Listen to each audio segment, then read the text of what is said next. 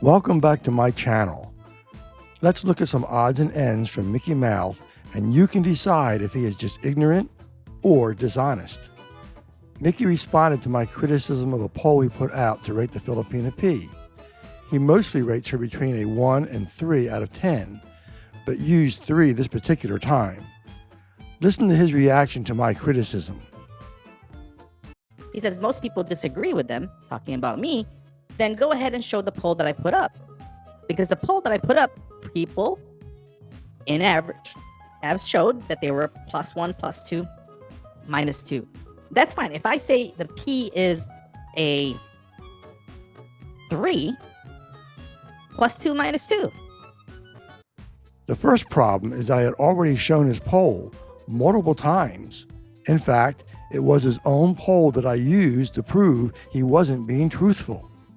It's also a lie that his poll showed most were within the +2, -2 rating of the 3 he gave. First, consider that he assumes his rating is the middle ground. That's just self-serving with nothing to actually back it up. What if the 5 is actually the middle ground, or any other higher number? You need to look at the actual data to figure out where the middle is, and I did.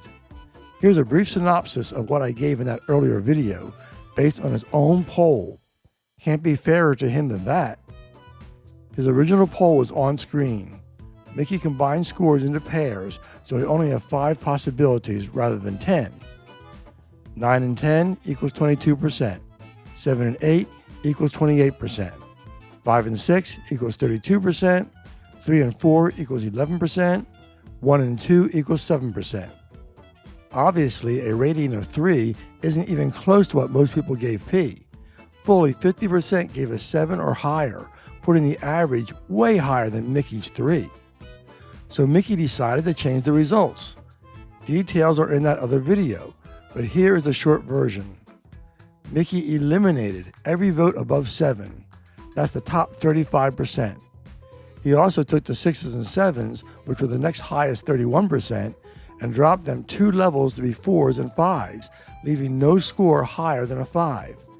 And then he proclaims this proves that his score of 3 was within the +2, -2 range, but only because he eliminated or lowered every single vote higher than 5. Mickey also eliminated the 1s and 2s, but that only totals 7%, so has very little effect, especially compared to the minimum of 66% that he lowered or eliminated from the top. But even with all that, look at his result of what's left after converting the remaining votes to still total 100%. 5 equals 38%, 4 equals 53%, 3 equals only 9%. Any rational person seeing results like that would view the 3 as an obvious outlier. Thus, Mickey not only misled people when he talked about how people needed to show his poll, but he lied about what his poll showed, and altered the votes to a degree even the most corrupt politician wouldn't dare to do. Now let's move on to a new item.